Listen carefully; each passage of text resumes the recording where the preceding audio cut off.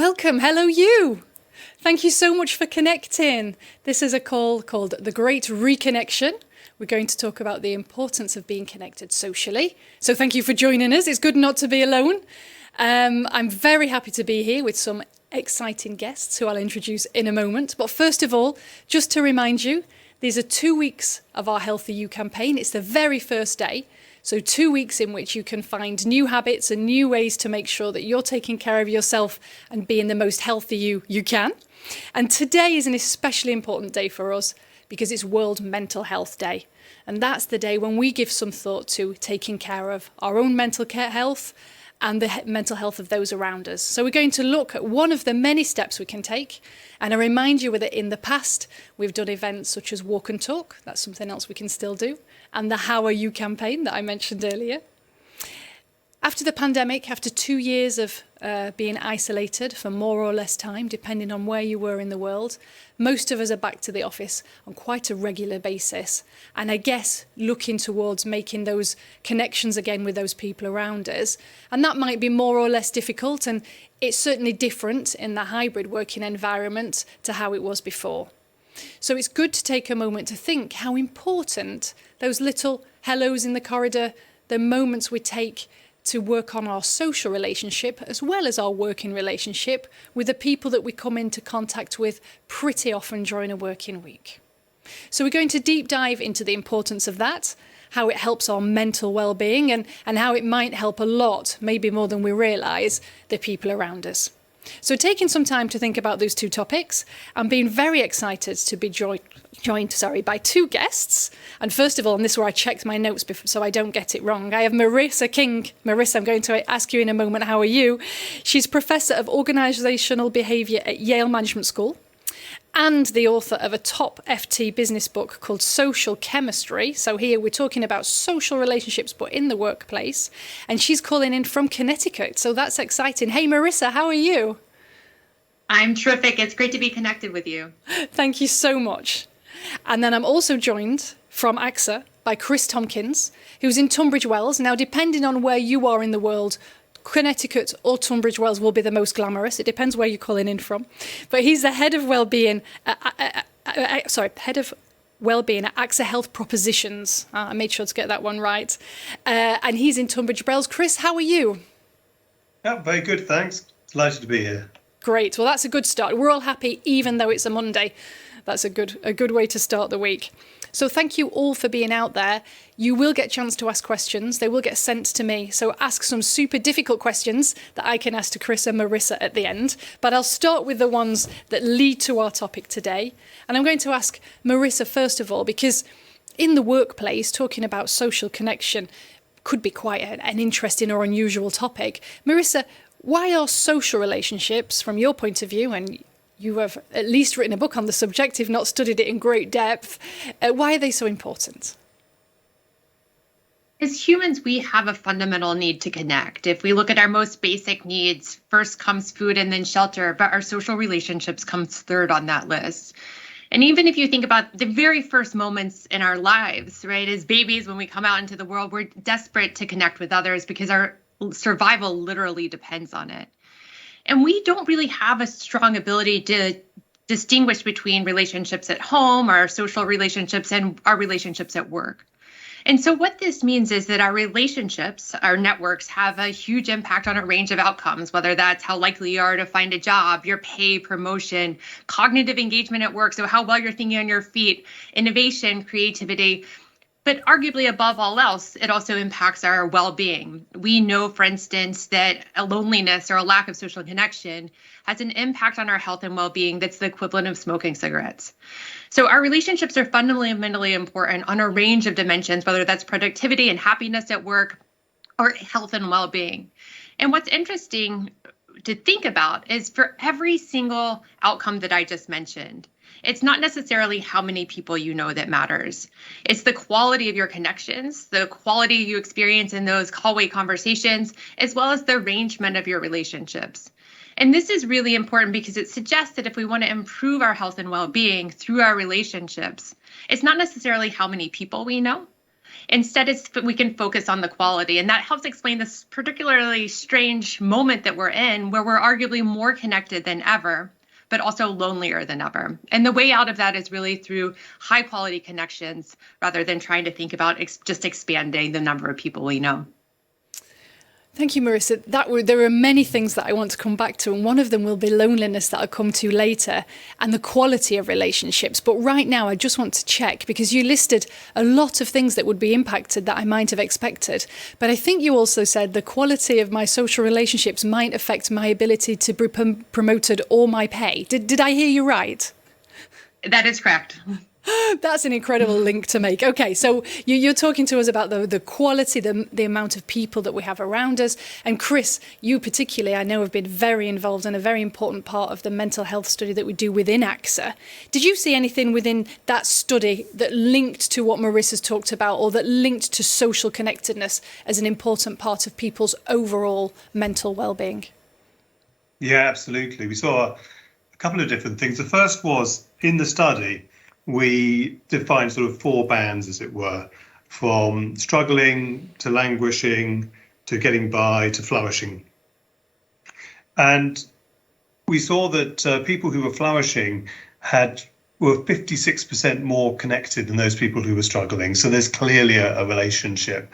But one thing I found really surprising, but actually quite optimistic, was we also looked at people who were anxious, depressed, or stressed.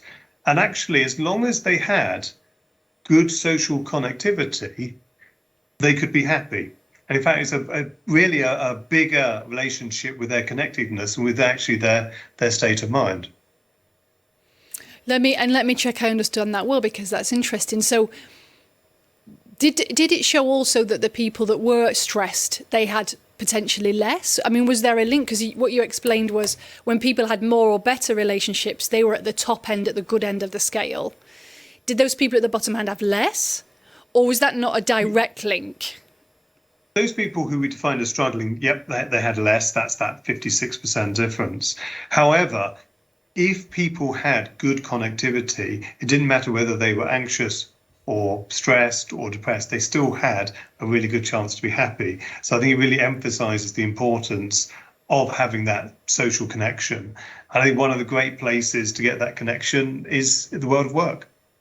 And that's interesting, isn't it, Chris? Because now, for many people, as lives change, as we become more home focused, for lots of reasons, people consume more television at home than maybe in the past they might have gone out to the cinema. Maybe the habits of, maybe in some cultures it would have been a church, in other cultures it might have been a pub, in other cultures it might have been sport, or depending on your choice of life. But those opportunities seem to be reduced, and the workplace becomes a place where we really get a chance to meet a broad group of people that we might not get to see otherwise. So I think, and I'll come back to that point, that gets quite a significant part of people's mental health, the relationships that they meet. And it made me think, Chris, when you said that, as well as for our own benefit, those social connections can help, but maybe we're helping out somebody a lot that is struggling if we reach out and touch them. And I think, Marissa, I might bring it back to then, because I think it's not a surprise from your research to see that people who have more social contact feel less lonely, feel more connected. But apparently you also say that people are less likely to burn out, which seems a little bit linked to what Chris said, but I wondered if you could tell us a little bit more about what you found there, Marissa. Yeah, one of the mechanisms that Chris alluded to that I think is so important is to understand that our relationships really get under our skin. When we're in a high quality interaction, or when we're feeling social support, cortisol levels, so measures of stress in our blood, literally decrease, heart rates decrease. So even at a very, very physical level, we experience less stress when we're in supportive relationships. And that's really happening in a moment. But beyond that momentary basis, we know that relationships are one of our biggest support, ways of getting resilience. So if you, for instance, look at people who did well during the pandemic, yes, they had a number of social supports. And one of the biggest differentiators is actually moving from 0 to 1, right? If you have one close contact in the workplace, that actually makes more difference, we found in our research, than having a bunch of people But the other piece of this that's really important to realize is it's also, if you have a dense web of relationships, so if you're working on a team and there's a lot of connectivity, for instance, within that team, that in many ways also serves as a critical social buffer. So the resilience actually comes in the constellation of relationships, and that support network really helps people in a lot of different ways in the long term. And that resilience is also linked to lower levels of burnout. We found this was particularly important. For instance, I was doing work in emergency departments that were responding to COVID. And one of the key things that we found was the sense of being a part of a team or identifying as a team member helped reduce burnout and increase resilience, even in the emergency department, which was under an incredible amount of stress during COVID. So those two pieces, right, because of this physical relationship, but also the resilience and the sense of identification and being something that's part of something that's bigger than ourselves, allows us to get out of ourselves and really helps reduce burnout and promote resilience. Wow, that's quite a lot of impact to take in. Now, there are many ways clearly that being a team doesn't just make a job well done, it doesn't make the output better, but also for each individual in that team, it has a great impact on their wellness and also the combined effect of those people working together. And I think if I understood well, Marissa, what you said then was just one person can make a difference, right? So one good social contact is something that makes a big difference. When I think about the way we work and the way that we work in teams and the way that the might have changed, what we see are people talking about right now within AXA, that they're missing the opportunities to connect as much as they used to, being together. And again, depending on which country or what kind of business you work in, they can be in different ways, but finding events or moments for really people to spend time together. And Chris, like me, you work with a big team within AXA. And as Marissa said, we lived through the pandemic period where we saw each other very infrequently. Now we see each other more, but not as much as before. What do you notice in your team about working in a hybrid way? How is that working for you and the people around you? So, I mean, we do get a lot of flexibility. I think that's appreciated by all. I think that the opportunity that hybrid working has also given, I've always been a great believer in thinking about people's output rather than their input. And I think it actually does play to a culture that supports that whole philosophy. What is particularly striking, though, I think, in terms of the data we have from the Mind Health study is still the question of how well supported are people feeling at work? Because only about 40% felt they were getting enough support at work. And of course, in a hybrid setting, it's going to be all the more important that we can reach out to people who may be working from home for a large chunk of the time. What we did find was that people who did feel supported were 1.6 times more likely to feel happy and almost twice as likely to flourish. So once again, we're really seeing that relationship between the sense of support and people prospering at work. And Chris, maybe that's a question that we still need to work on, but when people talk about being supported or feeling supported, do we know what kind of support that they might be looking for? Do we know what kind of things might help them? And maybe we can ask Marissa as well about that one later. Yeah, I think there's tiers. So I think we've been talking about the sort of importance of social connectedness, and I do think having people you can go to talk things through, whether it's just more expressing how do I solve this problem, how do I approach this person. We are constantly seeking guidance and advice from each other on how to navigate a corporate structure. I think that's a critical part, and I think that one of the problems, one of the challenges of hybrid working is that's not really going to happen by organising a meeting with someone over a video link. It's going to happen more casually over the table in the office or over the coffee machine. And these are the kind of things we need to make sure we can still have and enjoy, is that opportunity to almost like share that collective corporate wisdom about how do we work well together? How do we actually prosper together? And that informality, like you say, it can be easier to turn over your shoulder or to grab somebody in the corridor and ask them for support, advice, or just a friendly ear. But when you have to call somebody or make an appointment to do it, it takes away that ease and spontaneity. maybe just before I ask Marissa about what her studies have shown the impact of hybrid working is on our relationships, I would remind people that as well as hopefully having a social contact at work that you can talk to, we do have an employee assistance program. That means that wherever you are in AXA, you'll have a local phone number that you can ring if you want to talk to somebody in confidence and talk through whatever the topic might be that's affecting your well-being and your mental health. Well, just a quick shout out for that one. Your HR or your website will have the number. Marissa, then back to you. The hybrid work environment, what did you observe with that in the course of the work that you've been doing in terms of the impact that it has on relationships? One of the things that I was really surprised to see was as we monitored what was happening during relationships during the pandemic and the transition to virtual work, is we found that there were really differential impacts. So what we found in general is that overall people's networks, the overall sense of how large and supported people felt shrank by close to 30%. But that actually wasn't true for all people in general. So what is particularly interesting is that 30% reduction was due almost entirely to a shrinkage in men's networks. So men's network shrank by that much, but women's networks hardly shrank at all. And as we delved into this, I think it's really instructive for thinking more generally about how we maintain relationships in the workplace.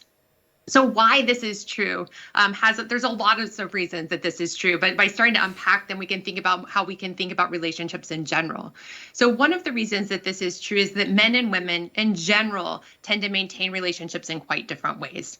So for instance, women tend to be fine maintaining relationships through conversation. So they're happy to pick up the phone and have a conversation and talk about what's going on. In contrast, in general, men tend to prefer to do things together. So what this highlights, I think, aside from issues with respect to gender, is that there's just fundamentally different ways that people like to approach maintaining and strengthening relationships. And arguably, I think that's one of the biggest challenges, but also opportunities with respect to hybrid work, is there's just a big heterogeneity in preferences about what people like to do, even these feelings of what does social support mean. And the beauty, I think, is that we do have the ability now to tailor relationships differently for different team members, that there's the flexibility of hybrid work allows for that. But also it does mean that we need to be conscious of the needs and preferences for different people and try to meet everybody's needs in order for everyone to feel supported. That's quite a fascinating way of looking at things. And I'm sure that there are also women that prefer to make links by doing things, but it's interesting to see the gender split. And I think anecdotally, I can see it, but we have one man on the panel. So Chris, that's definitely something that we'll ask you about in a moment. If you're somebody who prefers to keep social relationships by doing rather than talking.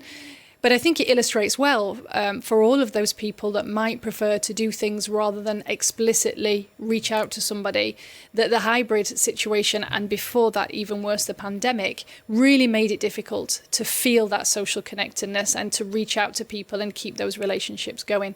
So it makes me appreciate that the simple fact of making a call to somebody or starting off a call by talking about something socially is maybe not enough, or certainly not enough for some people, and doesn't naturally happen. But Chris, you're a gentleman on the panel. Do you agree? Are you somebody who prefers to make contact through doing, or are you happy to ring up for a chat? Well, I think I probably compound that a bit by I'm actually autistic by background, so I'm I guess I don't really do casual chat so much. I do like to get down and get things done. But having said that, I really do enjoy discussing ideas and kicking around ideas. And so okay, we're not doing things, but we are in the process of creating something. And I find that a great way to connect. That's a fascinating example. And I will, if it's okay with you, Chris, I'll come back to your experience as somebody, well, as an individual and also an individual with autism, how that affects how you make relationships. But it also makes me smile because I remember when I was a very young project manager a long time ago in AXA, and I used to start all my meetings with a chat about, I was in the UK, whether it was what had been on television or where we were going out that Friday night. And some people gave me the feedback that they thought I was wasting 5 or 10 minutes at the beginning of a meeting. And for me, it was an important part of creating that sense of team and taking a moment to be a person with a relationship outside of the working relationship. And I'm hoping that Marissa's going to tell me that that was right and that I'll be vindicated after all those years for wasting those 10 minutes before. But I also understand, Chris, that from your point of view, that would have felt like a waste of time for you. You would have been one of those people for whom that felt like a waste of time, because that was 10 minutes that you could have spent actually getting into the task and making a link in a different way. But I jumped to Marissa before I come back to you again, Chris, because Marissa, when we talked about this call beforehand, you were talking about intentional social contact and being intentional about relationships. And as you know, I didn't enjoy very much the word, and you challenged me on that. But tell me why being intentional is an important word to you, and being intentional in the way we need to reconnect is important. Yeah, I appreciate that. And in general, I appreciate the conversation that we were just having around, okay, well, what does an effective connection look like? And having the ability within teams to discuss what people's expectations or norms are is really, really critical. It's rare actually to have a conversation like the one we just had, but it's important, right? Because there's lots of different preferences. So for instance, we also, whether it's gender, or we know that some people tend to be what are known as segmenters, so they prefer to keep home and life separate, versus other people are integrators, so they tend to have home and work combined. So those people tend to, for instance, have pictures of their kids in the office. They may live closer to work. And there's no one right or best way, but having conversations about this at the outset when a team forms can be really, really instrumental for helping resolve on things that may go unsaid otherwise. This sense of like, why are you wasting my time talking about what's happening this weekend? Although we do know that, as you said, Kirsty, that self-disclosure, mutual and reciprocal self-disclosure, is actually one of the fastest ways of accelerating team building. But in part, right, all of these conversations also get back to this idea of being intentional. And this piece is also really critical because some people, just like you, experience this sense of like ickiness or uncomfortability when you talk about being intentional about relationships. There's a great study that was done by Francesco Gino at Harvard and Tiziana Cacciaro, a professor at Rotman. And they actually asked people to think about being intentional in professional relationships. So they asked them to think or write about, for instance, going to a networking event or a forced interaction where maybe you're going to after-work drinks with colleagues versus a more spontaneous conversation, bumping into a colleague in the hallway, or just interpersonal relationships that weren't work-related.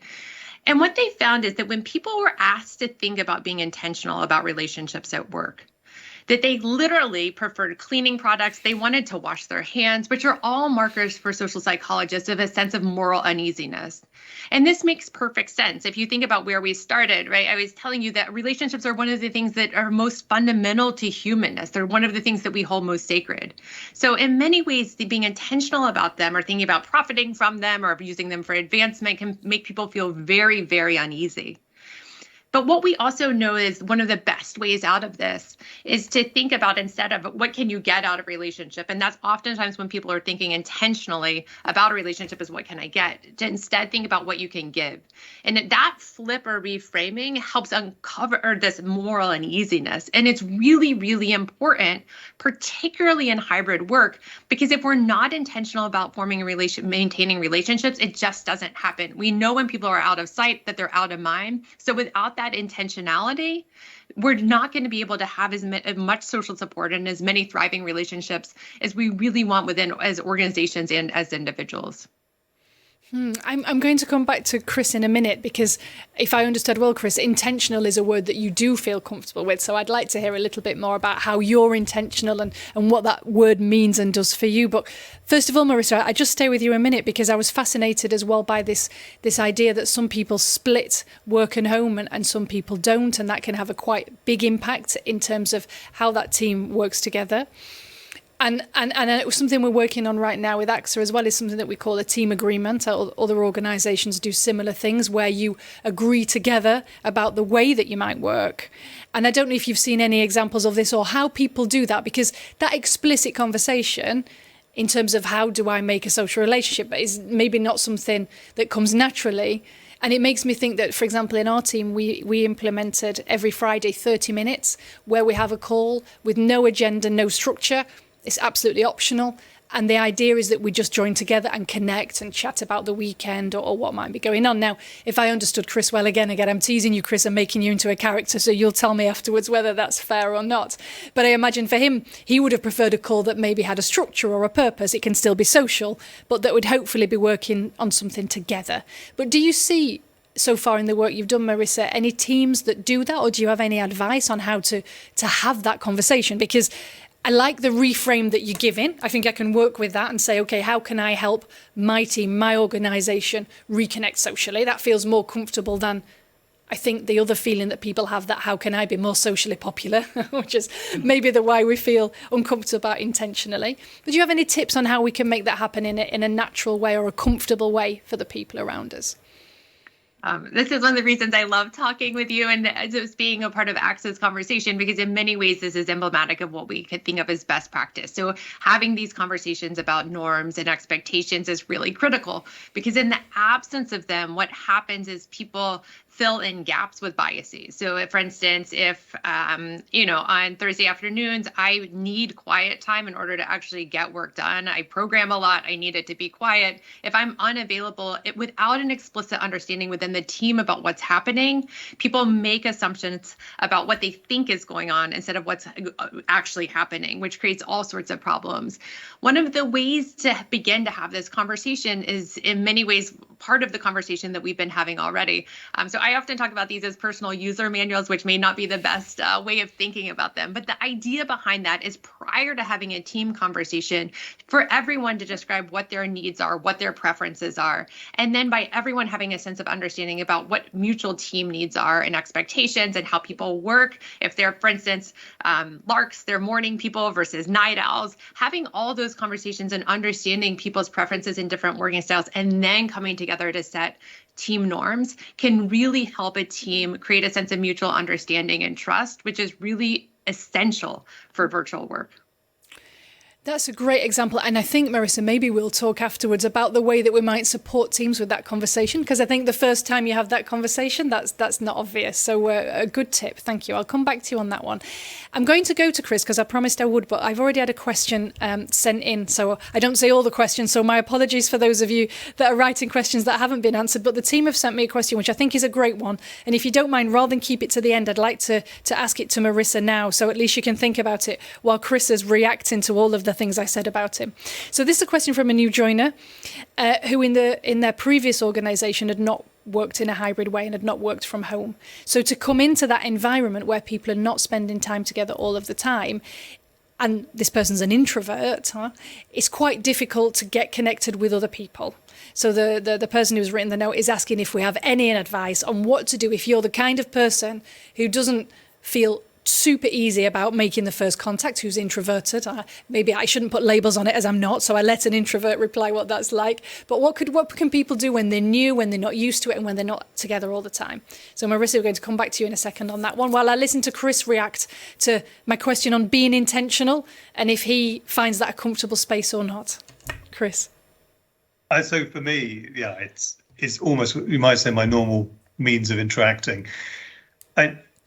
Just to talk about neurotypical folk, obviously you're in the vast majority, and you have this wonderful superpower that you can read people, understand all the nuances of the visual cues that people give, as well as process the language. You can all do that all simultaneously, which is fantastic.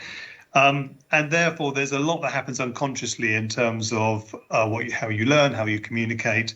And for me, there does need to be a greater level of intentionality about that. I have to actually more actively observe and think about the kind of reactions and signals people give, which means actually I will miss some. And in fact, in a video, this is probably one of the big challenges in hybrid working, being autistic, is I miss even more cues because I can only see a relatively limited amount of information. So yeah, it's necessary. I need to think through, but also, I know that you say sometimes it sort of feels awkward. But for me, I've learned through experience that it's really important to create space in which we can talk about a particular movie that's coming out, or so I'm not always task focused. I'm quite happy and have all my common interests and hobbies that happy to share. And I need to start off on a response for the introvert. I mean, I'm an introvert. There were aspects of lockdown which was fantastic. And I think for me, it is about finding some common interest to get the conversations going, and you'll be surprised where they lead. Great. No, it's a good point. And I'm happy that I don't bore you by talking about what's been on television as well. So that's good. But I think what that illustrates as well is that until you're faced with somebody that thinks in a different way and you're able to have a conversation about how they approach things, about they might need more time, they might need more visual clues, it's hard to know what's easy. It's hard to know what for you feels natural and what might then, when you're not faced with somebody who operates in the same way, might feel different and you might read the wrong way. So those conversations are really powerful. That's a good example, Chris, of intentionality and being task focused, not being the whole picture. And Marissa, then building on what Chris was talking about being introverted and how that works, what advice have you got for somebody who might be new to an organisation in a hybrid environment and introverted as well? I think that this is actually one of the biggest challenges that organizations are facing that have either always been in hybrid work or have shifted to hybrid work, and that's onboarding. And one of the things that we know is that the first few days of an employee's time in a new job has an enduring impact on the relationships, even years later, as well as their likelihood of subsequent promotion. So that moment is really, really critical to organizations and to teams. And I think in particular, this is a place where team leaders or the organization, it's helpful for them to step on and establish practices that make it easier for a new employee to step into relationships, because that's hard, whether you're introverted or not. When you're entering an organization, there's this moment of opportunity, both for a team to come together and for an individual to create a sense of belonging. And so just simply, if you're a team leader, for instance, taking the time to make those introductions, and particularly also to establish what's the layout and what are the opportunities for joint work and collaboration are really critical, because that's a lot actually to put on any employee. And it's a place that really offers a chance for organizations to also reset teams if teams are a predominant form of organizing. So this is a place actually where I think that there's a lot of possibility, but it's easier if it comes from people who are already in the organization rather than asking people to go out and make those connections on their own. So that's an interesting shout out to everybody that's listening, really, to say, look out for the people that have just joined. Look out for the people that might have been out of the business for a long time, that might have found it particularly difficult being remote, being away from colleagues for a long time.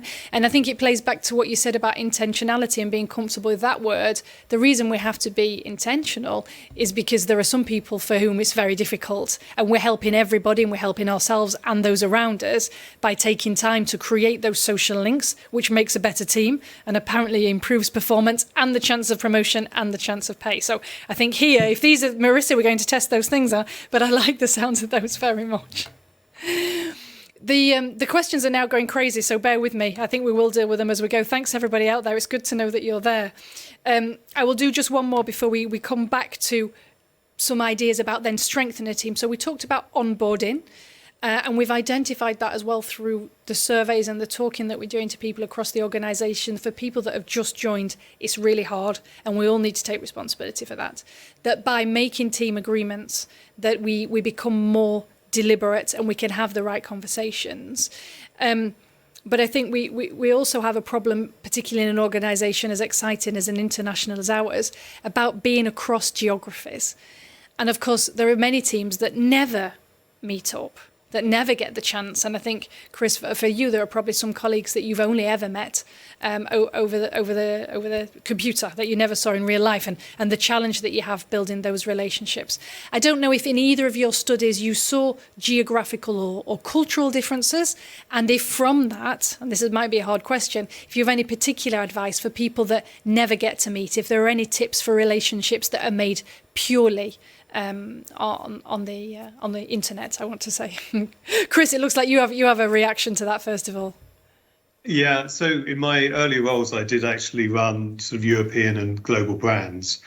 And actually, we really made a point of at least pulling people together once a year physically.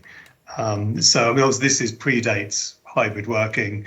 There is a quality of relationship you can build if you physically get people in the room, and also any sort of social events afterwards. So for me, that's always been important. And I think as team leaders, team managers, we've got to justify that in terms of the budget and the time, because it's worth it. It's absolutely worth it. Having said that, if people, if there's still a challenge of getting people together and you can't do it regularly, then we have done things like coffee slots and sort of non-working slots of time, where it's really about just giving people the opportunity to log in, share a cup of coffee, chat, and keep away from work talk. I was just writing when you wrote, Kirsty, because it gave me an idea when you talked about making time. And I think this is one of the biggest challenges we've got to sustaining social relationships, that whether you're together or not, taking that time, that extra time to invest a little bit in those relationships might be sometimes the thing that we miss. So I think, and I'll come back to that point because we had another question on it actually about the physically being together. Yes, physically being together is worth a lot, but we can invest time in other ways.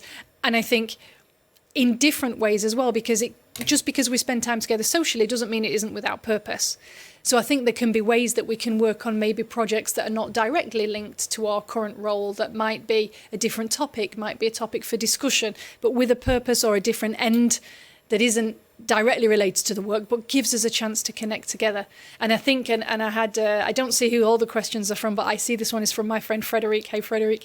The responsibility for onboarding really is with the company, and that we need to create a safe space for when people join, to make sure that people feel good about being within the organisation. So I don't know if you have a strong feeling, Chris, about when people are onboarded or not, but I think that time for being together is really, really important. Yes, I mean, we have a buddy system, which is really important. We think someone who can basically connect with you instantly and actually have a responsibility to help you sort of navigate the organisation, understand more about the context that you're working in. I think that's really important. We have to emphasise the responsibility of the line manager. The line manager, I think the responsibility has expanded. And I think now the well-being of the team is part of line management responsibility, like it or not. I think it's really important. And therefore thinking about how is someone settling in, and making sure they're making the right connections in the team is an important part of that role now. Brilliant. Thank you, Chris. Marissa, I'm sure you're dying to respond to that question as well, about how we make sure that connections for people that aren't together can work. So I'm coming to it. I just wanted to say, I won't tell you the number because it'll make you nervous, but we're into very big numbers of people joined. That's why I'm getting lots of questions. So thank you so much for everybody that's joined. And to underline a few of the surprising things I think that I've heard from this session were really around, in our team agreements when we're working together, we can put in place the things that help support those people that might feel more excluded because we're not together all the time, that we can take time to build those social relationships that make a team stronger, that make us all more successful, and that when people are new or maybe feeling left out or just new to the team, that it's all of our responsibility to be intentional about creating those social relationships to make sure that those people feel welcomed in the right way. Marissa, finally, sorry, I don't know, did you have some comment on everything that we were just talking about? And no, just one last piece on the onboarding, and it's really actually echoing something you said earlier, Kirsty.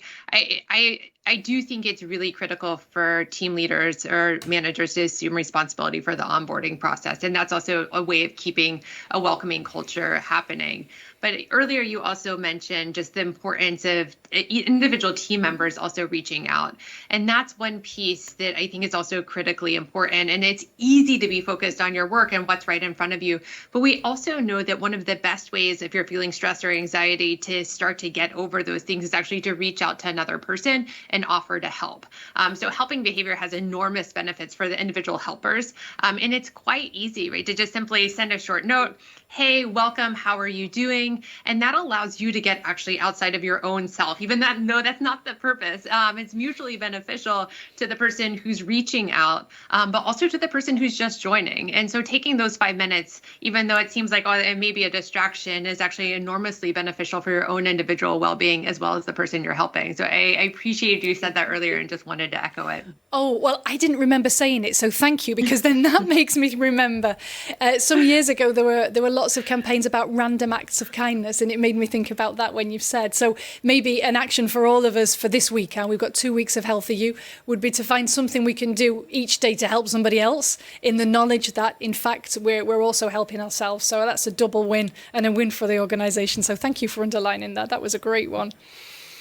I have one difficult question before I move back to the track, because I've got very excited by all of these questions. It's great that everybody's interacting. The difficult one is, what do you say to those people, and Marissa, I'm going to start with you this time, who don't like hybrid work? And by that, actually, in the context of this question, they mean don't like to come to the office and would rather just be left to work at home because they don't want the interaction. So these are people that don't want to come and meet people on a day-to-day basis and find it unnecessary. And on one hand, well, I'm interested to hear your report, but I have to admit, even on a personal level, as somebody who, like many people, couldn't go out socially for almost 2 years, now when on a Saturday night I'm supposed to get ready to go out and I could stay at home in my pajamas with a cup of tea, I find it a big effort to go out on a Saturday. So I can understand that whilst there are some people that would always be the kind of people that prefer to stay at home, I wonder if there's some of us that have got out of the habit and are finding that habit hard to reform. So Marissa, I don't know if that leads to any thoughts on your side. It absolutely does. And I relate. I feel like I had to write a whole book about social relationships because I struggle with them so much myself. But I think there's a couple of things to keep in mind. The first is oftentimes, I know that I personally will sometimes slip into talking about having friends at work as being the benefits, but the benefit isn't necessarily having close personal ties at work. But most of the benefits that we've been talking about actually arise from having a sense of that there's someone that you can talk to. And that can be quite different actually than meaning that you spend time socially outside of work or that you join the coffee chats. But there needs to be a sense that there's someone at work that you can talk to if you have a problem. And that can help some people realize, okay, this is, I prefer to be alone, and that is totally fine. You actually don't need to be friends with everyone. I do think it's important to have a respectful relationship with everyone that you're working with. You don't necessarily need to be friends with them. The key piece is that there's someone that you can talk to when you need help and support. And the other piece of this to realize is that within a team, relationships are so important in large part because that's where trust comes from. And the trust piece is what's actually really key within teams. And so many of these efforts around self-disclosure or doing things together are really in service of creating a sense of trust and a sense of belonging. And I think that piece is not just the social benefits alone, but it's critical to team functioning.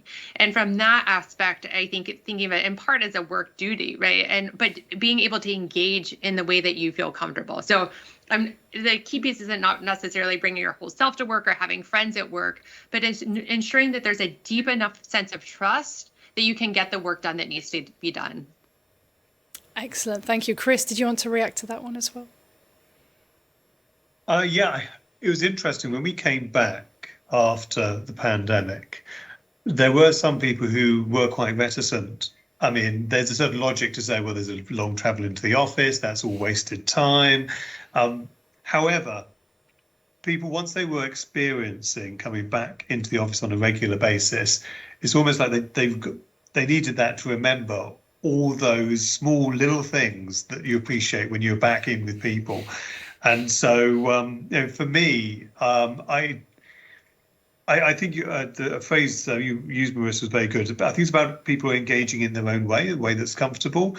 But I think there's a lot of hidden benefits to coming in, even if it's just once a week, which is what my team generally does. That we can forget if we don't do it regularly. Yeah. And I think, it's fair to say there are some people for whom working from home all the time might be not even a choice. It might be something they have to do. It might be something they really need to do. But where we agree is social contact is important. Sometimes it's really hard work, but it's worth it. And it's all of our responsibility. It's a responsibility of a team and a team manager that works well together. And the team can create what the right level is for them. But being together, creating social relationships, it seems to be really valuable to us as individuals and to us as an organisation. And Marissa, you talked about it doesn't really matter how many, as long as you've got, I quote, I'll say you correct me if I'm wrong, as long as you've got somebody you can turn to and somebody you can talk to. But how about developing those relationships? What kind of things strengthen relationships within a team to make sure that cohesiveness is really there? I'm sure we've got a lot of team managers who are asking themselves, what can I do to make that happen in my team? Yeah, one of the things that we know, getting to this idea of trust, is that most teams actually operate on what we think of in academia as cognitive trust, the sense that I can count on you to get your work done. But we know that the most high-performing teams actually work on something called affective trust. So this is the sense that there's some sense of emotional relationship and that's someone you can turn to. And the ways of creating that oftentimes are most likely through self-disclosure, the sense that I have a sense of dimensionality to you that goes beyond just getting the work done. And that often comes through the sense of reciprocal self-disclosure. So I share something with you, and then you share something back with me. And what's critical that we know is that that needs to be a really structured interaction, that people have choice over what they're disclosing. So the structure part is important, because if you, for instance, just have a coffee chat and there's no structure to that, that introvert or that person who, for instance, may be different on whatever dimension, oftentimes those types of interactions leave them feeling more excluded than more integrated.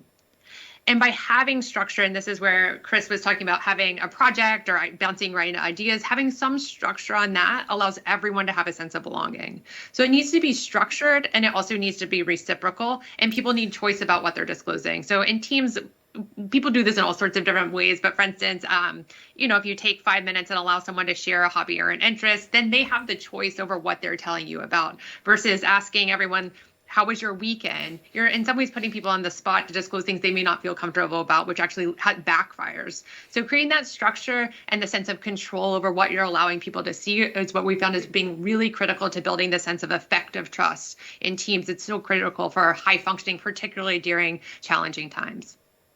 Oh, Marissa, now I think I understand better the feedback I did have. So maybe I'm not so vindicated after all, because indeed, as an extrovert, as somebody who is definitely the kind of person that mixes work and home life, I might have had conversations where, I put people on the spot, because for me to talk and share feels very natural, whereas for other people, not so much. So I will try and be more mindful about the way that I engage social conversation in the future. And I guess that in particularly perhaps bigger or more formal events, this is where icebreakers, where people can take part in some kind of fun activity, helps people, as you say, contribute in a way that doesn't put them in a position that they feel uncomfortable with. So maybe, after all, the feedback was right.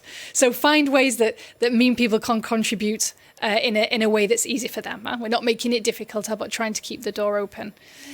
But speaking, maybe coming back to a comment I made earlier, and I stay with you for a moment, Marissa, there are some people for whom making social relationships or being involved or engaged might be more difficult. Did you do any research on minority groups that might find it more difficult, or do you have any words of advice or warning for those of us that might be able to help out about how we can help those people that might feel they're a minority integrate more clearly in social relationships? Yeah, I mean, we've been talking about this in various ways throughout. So, for instance, we know that women's networks look fundamentally different than men's networks. So a big key piece of that is women generally tend to keep their social lives separate from their social lives, I shouldn't say, their personal lives separate from their work lives. And that has benefits. It also means that they're maintaining multiple networks, essentially. So in general, when we look at networks, we know that people, whether that's with respect to gender or race, that there are different markers of what those networks look like in general. But one of the key pieces for this is it goes back to exactly what we've been talking about before. First, recognizing that people have differences in their preferences for a whole variety of reasons, and then trying to tailor your social or team relationships in a way that everyone feels a sense of inclusion and belonging. And that really just comes back to this idea of creating a sense of safety and structure. And safety and structure are what are key for ensuring that everyone has a sense of belonging rather than feeling a sense of exclusion. I've just got another question in that's a big challenge, and I think it's a very fair one. So I'm going to ask it, but luckily it links very closely to what you just said, Marissa. And somebody in the audience has asked, how do relationships help our health? Because we've talked a lot about how we feel better, how we stay connected. But the idea of these 2 weeks is about being healthy. So I start with you, Marissa, because I know that you studied that, but it may be, Chris, afterwards you have something from your research as well. So strictly speaking, never mind how do we do it in the workplace, never mind what does that mean in hybrid working, why, from a health point of view, are social relationships important? Maybe, Marissa, you could just underline that one for us. Yeah, the biggest pathway that relationships impact our actual physical health is through this stress pathway, is what we think in research. So the consequences are very, very clear, whether that's with respect to mental health or physical health. But people who don't have a sense of social support and are feeling isolated are more likely to even die earlier, but they're also more likely to experience challenging mental health issues, whether that's anxiety and depression or substance use disorders. So across the board, loneliness is a precursor to lots of negative health outcomes. But in general, also those negative health outcomes, whether they're mental health or physical health, also feed back into this. So if people are struggling with depression, one of the things that happens is they tend to isolate, and then that isolation feeds back into this loop. And so one of the challenges is to think about how do you build or maintain healthy relationships for your health and well-being, whether that's mental health or physical health. And in part, the premature mortality just comes from the stress and the stress relieving impact that we have when we're in a high quality relationship. So it's fascinating. There's fascinating research that shows that even having a conversation, for instance, with a coffee barista when you're getting them in the morning, having a high quality momentary interaction with a stranger decreases your stress levels significantly, even more than having a meaningful conversation with a spouse.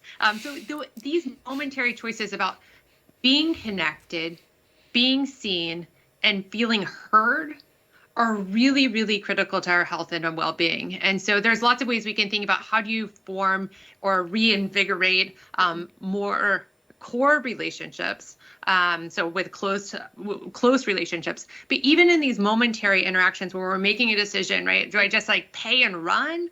Or do I actually look someone in the eye and have that sense of social connection has a strong physical effect? That's a powerful message, Marissa. Thank you. Just to say, we are looking after our stress levels and the way that we feel physically and mentally by making a connection with somebody. I don't have time to go into the discussion about why the chat with the coffee person is more powerful than the one with my spouse. That will be definitely for another call, but fabulous.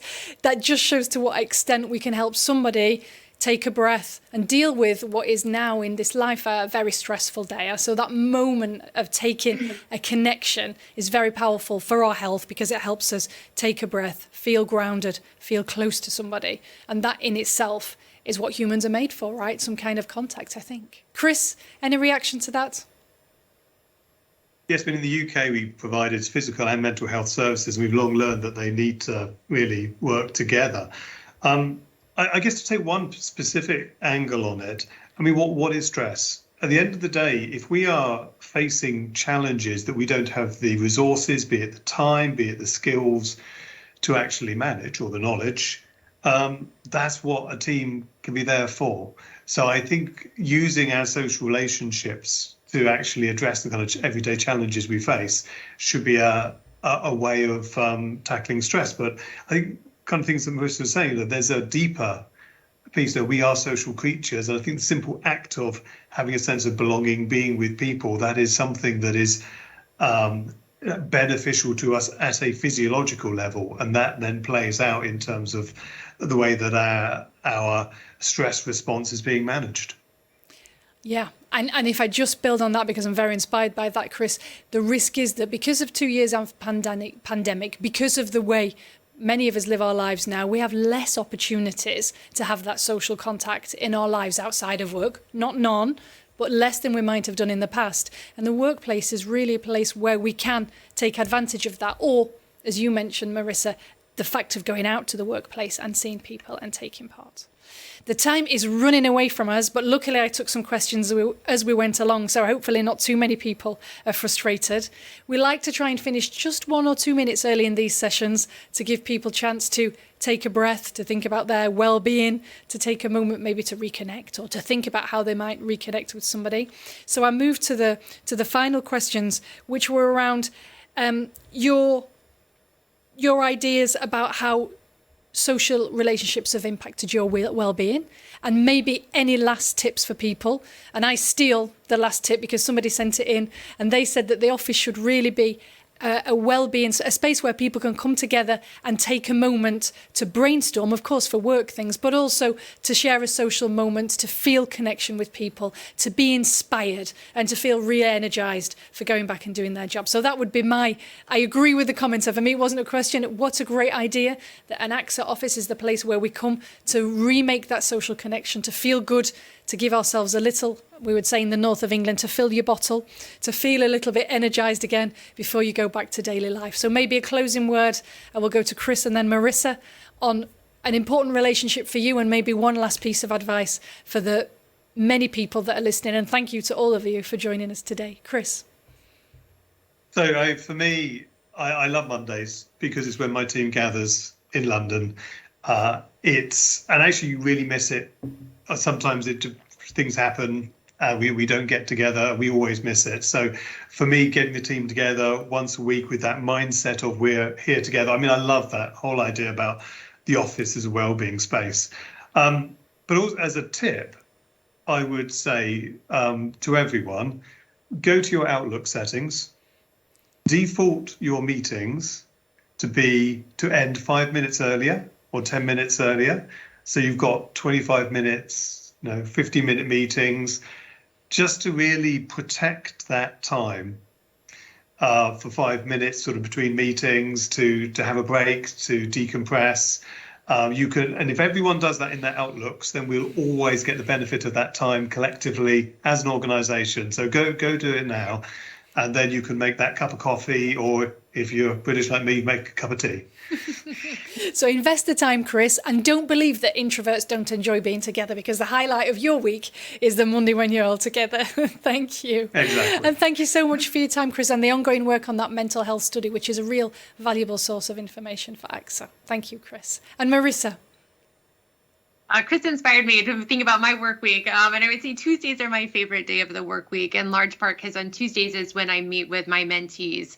And I think one of the things that we can do to create the greatest sense of social connection is actually giving to others. So that's an opportunity for me to connect with my sense of purpose and why I do the work I do, but also just being able to have that sense of connection through helping. And if I had one tip to give, one of the things that we know is arguably the best ways of reinvigorating your social support system is actually reaching out to people that you lost touch with. So people oftentimes think about going out and meeting new people, but it is far easier to reconnect with someone that you've lost touch with. We know that sense of trust endures in relationships for long periods of time. So even if our sense of closeness drops really, really quickly within 3 months of not seeing one another, but trust endures. So I would say make a list of 3 people, take 2 or 3 minutes and reach out to someone you may not have seen in 2 or 3 years. Either just, hey, I saw this article and it thought of you, or thank you so much for that time that you gave me advice or were there for me. It was really had an impact on me in the long term, and I'm still thinking of it. So just taking the time to thank someone or give them something, just even if it's a hello, can be critically important, both for you as well as the person that you're reaching out to. Marissa, that makes me smile even thinking about it. What a great action to leave on. Thank you so much, both of you, for being with us today. Thank you for those of you that listened. Thank you for spending the time with us. Remember, this is about taking care of your health, your well-being, specifically today, your mental health. I think we heard some very easy ways to take care of your mental health and to support those around you. So please take the last minute to think about that. Good luck with your Monday, and enjoy the rest of the Healthy You campaign. Thank you. Thanks, everybody.